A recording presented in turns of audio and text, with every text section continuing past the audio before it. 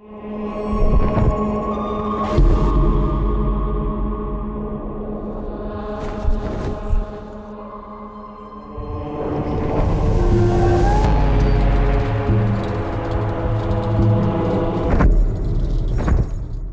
a no-holds-barred, unrelenting, never-say-die, just not going to give in. If anything sort of confronts him, he's ready to go up against it. Kind of a brutal bastard. Dante's not a good guy. Right. He's a guy who kicks down the doors of hell, quite literally. Kind of a basically.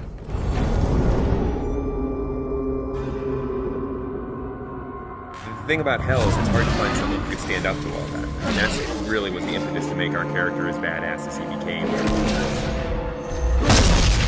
The poet, as he goes through hell, he's fainting, and Virgil picks him up and carries him over spots. And that's not a character that we could use for a hero. The real Dante was in Florence during the Civil War. He was more of a politician. We wanted something a little bit more, and so we made the bold choice to give him a pass as a crusader.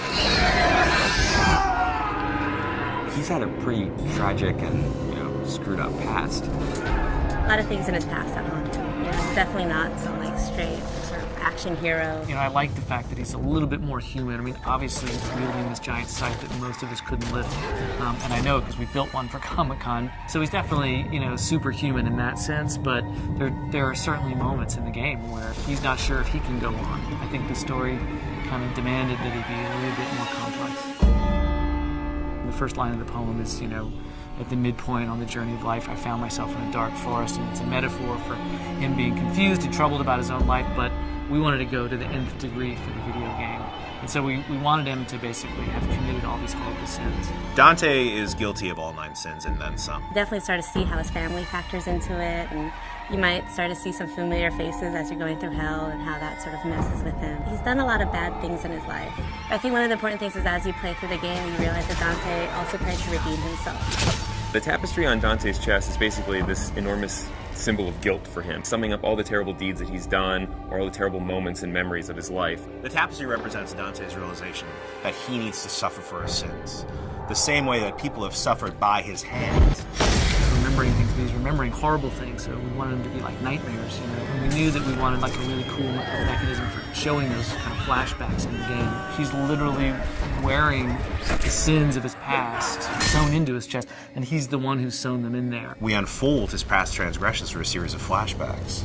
Start to discover how much of a bastard Dante really was. Greed specifically is a turning point where you've discovered a lot more about Dante than maybe you even want to know about. Greed's a little more of a cerebral level. It's about puzzles. It's this very mechanized place with gears and motors, as opposed to most of hell, which is very organic. It's in a lot of ways the most hellish level. People are being tortured there in ways that you haven't seen yet. It's almost a big stone factory of torture. One of the big set pieces of Greed is the Wheel of Fortune. Everything in Greed is kind of controlled by this twisted wheel of possibilities. The Hoarder Waster are actually 2 characters in the poem. We've combined them into one. Technically are 2 people, but they've been sewn together. One wants to hoard, collect wealth, the other wants to constantly expend wealth.